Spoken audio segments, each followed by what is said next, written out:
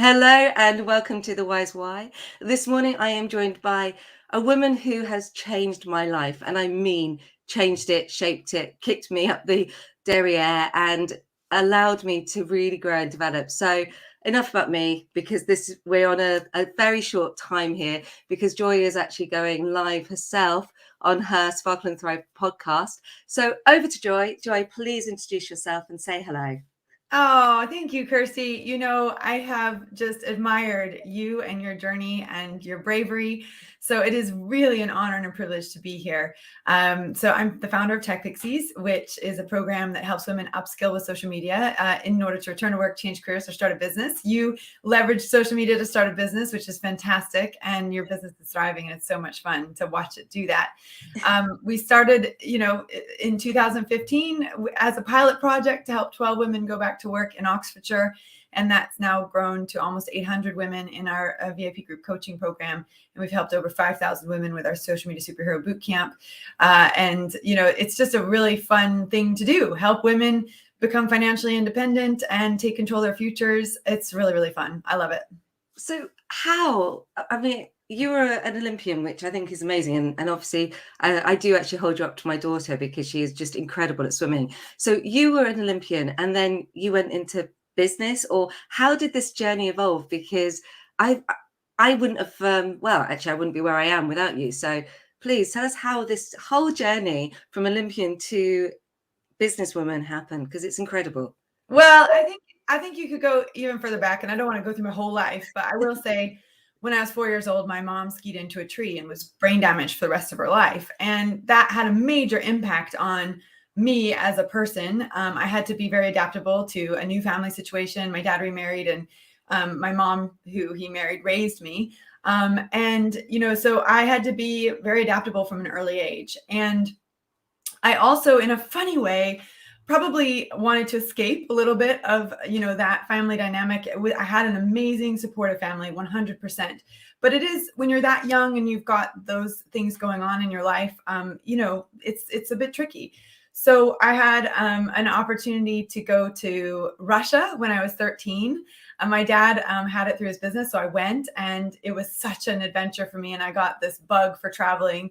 And then about a year later, I applied to go to France as an exchange student, and I didn't tell my parents. And I got accepted into the program, and then they had to interview the parents to make sure they were on board.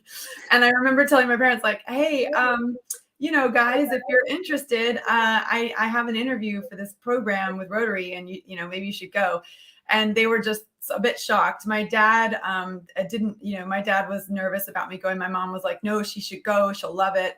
And so I went, and really that was my first, going to Russia was my first brave move when I was 13. And then going to France for a whole year and not seeing my family for 8 months when I was 15 was another major brave move.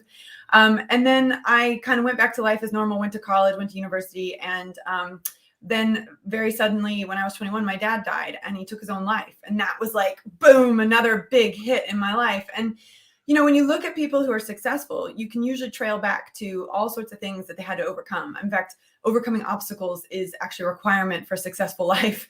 And, in terms of, and everyone defines success in their own way, but, if you look at really successful people, they will have had major hurdles in their life. And so that overcoming that was another one. And so one of the things that happened was I had a job that I wasn't loving. And suddenly life was short. Suddenly my dad was gone. He was in his early 60s. And I thought, oh my gosh, I'm only in my 20s. I've only got, if I live as long as my dad, I've only got 40 years left to live. And I sort of panicked. And I decided that I was going to quit my job and train full time for the Olympics. And then that started me on that journey. And I remember calling my mom and saying, hey, Mom, if I get into the top 25 at the nationals. And at this point, no one knew who I was. I was 44th at the indoor nationals and I was going for the outdoor nationals. I said, I'm going to quit my job and train full time for the Olympics. And she's like, go for it. I think one of the things my mom, she stepped into my life in a time when I needed someone desperately to be, a mother, but then also she always said, go for it. Always said, go for it. And, that was really important. And my dad always said, go for it too. I think she was, a bit stronger on it, and I realize that now as an adult. But anyway, I think I grew up in a life where I knew I could achieve things and I could accomplish things, and they created a life where that was possible for me. But I also had to overcome obstacles, and I think that was a big part of building up my resilience, building up my adaptability. And so I did the Olympic thing, and I tried out for 2 teams. I tried out for the 2004 and the 2008 Olympic teams. I didn't make either one of them. I was on the shadow team for 2004, and I got injured in 2008. But I ended up at the Beijing Olympics, and I rekindled a relationship with a boyfriend from when I lived in London studying abroad, who happens to be an Olympic gold medalist in rowing. And within 10 days at the Beijing Olympics, we were engaged. So, because I was at the Beijing Olympics working, because I didn't get on the team, but I found my way to the Olympics. I was going to be there regardless. And so, I think it's one of those things where you take one brave move and it leads to another one and another one and another one. And your resilience and your adaptability just grows. And, the person who got engaged and sold all their stuff and moved overseas in 10 days is not the same. I wouldn't have been able to do that if I hadn't had the other parts of my life. And so I set up 3 businesses, and 2 of them didn't work out the way I wanted them to work out, to the extent that I wanted them to work out. They're still going with other people running them, but they just weren't the scale and the impact that I wanted. And then Tech Pixies came up as an opportunity in my brain to help women, return to work using the skills that I built up building the other 2 businesses. And so that's sort of how it came about. And I talk about it as the 5, 4, 3, 2, 1 moment where, I had this idea to set up a digital skills school, and I picked up the phone and I called this guy, Tony Hart, and I said, I have this idea, but I have no money whatsoever because my other 2 businesses hadn't made enough money to pay for our family, let alone a savings. And he said, oh my gosh, this money just came across my desk, and, you should apply for it. And we got 16,000 pounds. And that was how we launched the first cohort of Tech Pixies in 2015 as a pilot. So, I think there's a lot of moving parts, but I would go all the way back to, just dealing with adversity my whole life and just overcoming it every time, or just learning how to live with it, which is, I think, part of it, understanding that adversity and obstacles are a part of life, and it's how you handle them really that matters.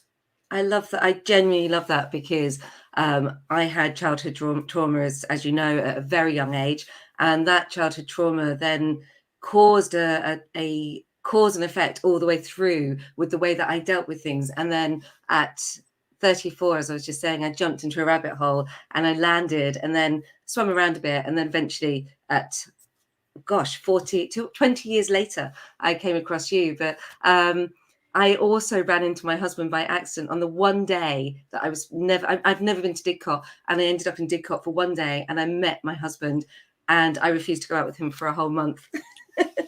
And he was my rock, and I refused to go out with him because guess what? I'm a cougar. And I just went, no way, I'm not going to ruin your life. And actually he'll turn it on the head and say, you made my life. And yeah, it makes a huge difference. You have so helped so many people. And I know that we've got a lot of people who tapped in this morning. I know a lot of people within my network have no idea, or let me rephrase that, they will not take off their invisibility cloak. They will not use social media. They will post on social media. They will comment, but they won't even have a picture. How important, or why do you feel it's so important to use social media? Yeah. Okay. So I'm a total data geek. When I was at university, I did a data intern, like a database internship. Like that was my thing. I loved data. And one of the reasons I love social media is it's very data driven.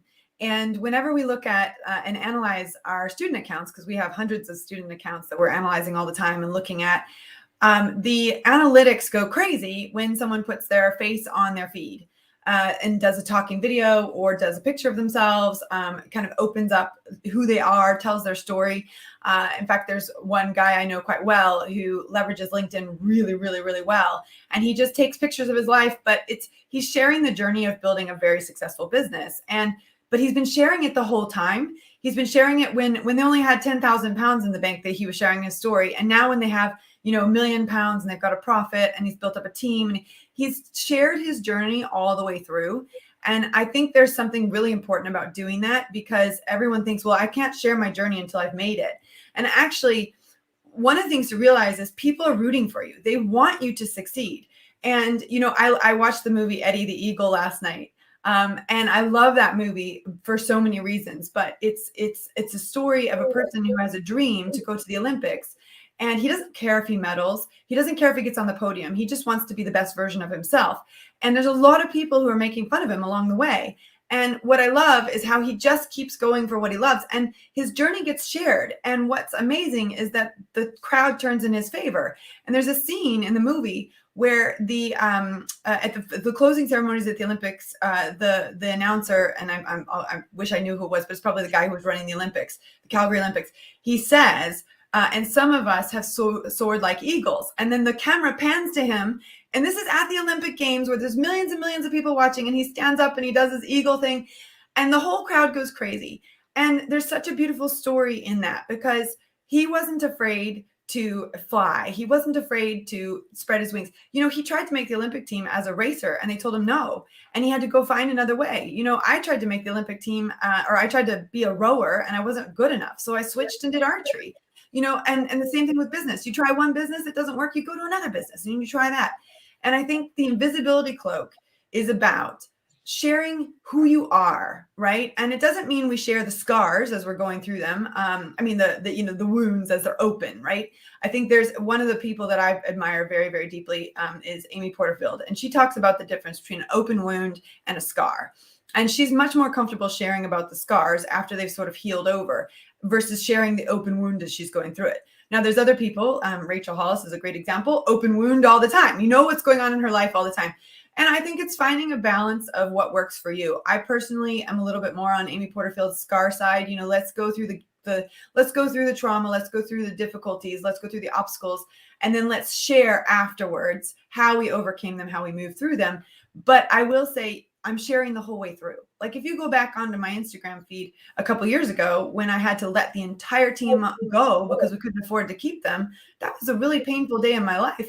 I shared that as I was going through it, but I shared it in a way that I was uplifting other people at the same time and giving myself hope. So the invisibility cloak thing is quite a serious thing because you have no idea what light you can shine for other people. You have no idea the impact your life is going to have on somebody else's, your decisions, your choices, your journey.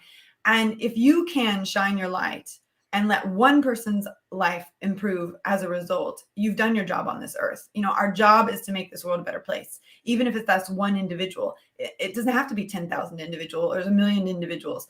But if you help one person have a better life, they will have a knock-on effect, and their children will have a better life, or their niece and nephew will have a better life, or their parents will have a better life. We've had people go through our program and it's transformed their family, their parents, their nephews, their nieces, their children, because they shine this light. They start shining this light, and everyone is attracted to the light that you shine. And that's really what it's about. I just thank you. I love all of that. It's like, wow. I think learning that you're not good enough at something and learning that it's okay. I will talk about this earlier, but giving yourself permission to fail, give yourself permission that it's okay not to be good. I trained as a dancer and I struggled. I thought when I was at my little dancing school, I was the star of the show. Then I went to arts ed and I wasn't the star of the show. And I very quickly adapted and changed to being an actor. And then from the actor, I had a lovely career. And then I moved like you. I changed and I evolved, and I met Dennis and I went to university. And it's just interesting how those little tweaks along the way, the invisibility cloak, it was really interesting for me because I've trained on camera for years, but I'd never gone on camera as myself. I'd gone on camera as an actor, and that was really easy. But as myself was really hard. And you were the first person that called me out on it. And I have to say, thank you. I'm also key with you on the boundaries. And one of the things I talk about is where those boundaries must come into play. What do you share? And one of the things that we do before we go live is, I didn't do this with you, but I do it with most of the guests, of what's your boundary? What do you not want to share? Because we are not going to share that, because I'm like you. I think the open wound doesn't necessarily have to be exposed, but sharing the journey afterwards and how you've overcome it is what makes it interesting. So thank you. Now, I know that you've inspired me. You are incredible with everything that you do. And if you have never, ever heard Joy speak, tap into the Sparkle and Thrive podcast, because my goodness, you have got so much. How many episodes have you done now? Well, I know we're over 119. So I think today maybe 120. I'm not sure, but we've been going for a little while. So plenty of opportunity for people to listen to your wisdom. Now, I know, as I said, you've inspired me. Who has inspired you along your journey? Yeah. So, well, let me just say one thing about the open wound. Yeah. So I think if you have an open wound in your life, you do need to speak to someone, right? And, I know when we've had issues in our business and different things, I was afraid to speak up and say, oh my gosh, we've got a problem coming up with cash flow or this or that.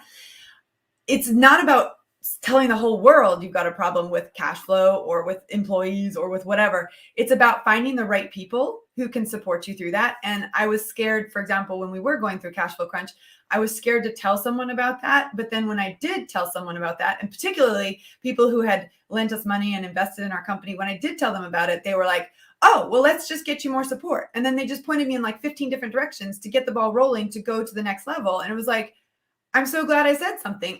And I was so glad I had the problem. Like, I was so thankful. For the first time in my life, I was like, this is the best problem in the world to have, because it's opened up a whole new realm of possibility to transform my life and the company's life and the people that work for us. So I do think that there are times where there's open wounds where you do have to find the right people to talk to about it. And that's not open social media.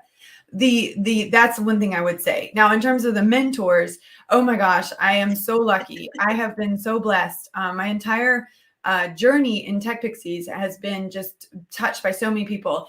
Paul Esri and Mark Evans were two of the very first people who really leaned into who I was and believed in me. They didn't give money, but they gave me business support and coaching support. And that was huge. And then as I found my way through the online world, Amy Porterfield, of course, I just adore her, and she's incredible. She helped me learn how to launch an online business. We an online course, because we had a face-to-face course and I had to transition it online. And I did not know how to do that. And then Stu McLaren taught me how to do memberships, how to run a membership. So we run both, of course. We have courses and memberships. And then, of course, he introduced me to Jeff Walker, and I'm in Jeff Walker's mastermind.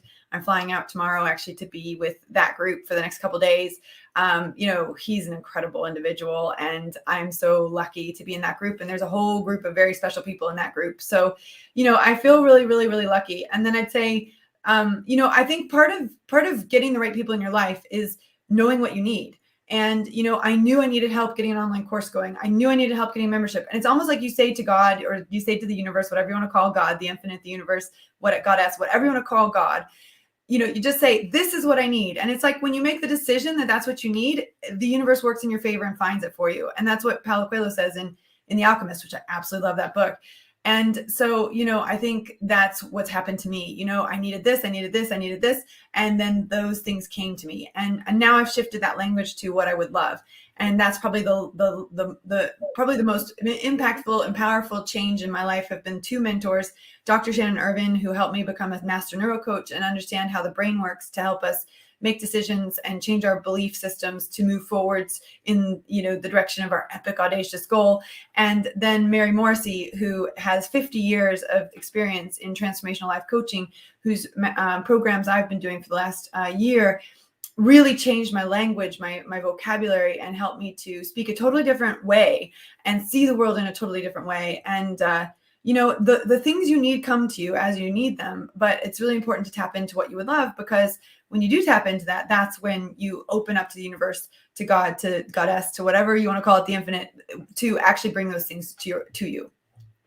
Honestly, Joy, when I met you, I'd always had that whole ethos in my life, but I thought I was crazy. I thought I was probably the only one who actually thought, well, you have to love something. You have to invite it in. You have to say, yay, throw it at me. I'll take it all. I'll deal with it. I'll jumble through and love. And I came across the Tech Pixies, and it was like, oh, I'm not alone. Oh, this woman's actually talking my language. And it was for a very long time, this what felt like a very lonely journey. And of course, coming along and joining the Tech Pixies community and learning. And something I really want to put out there is I've studied the brain development on children and also on the teenage years and how that affects our adult life. But when the way that you combine the neurocoaching, the powerful words, the Mary Morrissey learning, I hope I got that correctly, along the way. And actually really key for me was it's okay to not be okay. It's okay to be dyslexic. It's okay to be dyspraxic. It's okay to have had trauma in your life. And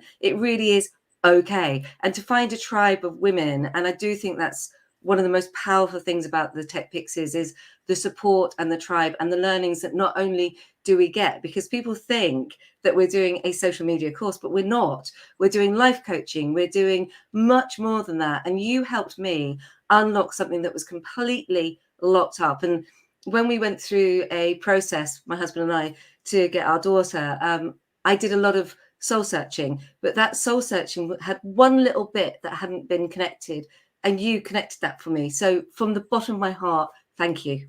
Thank you very, very, very much.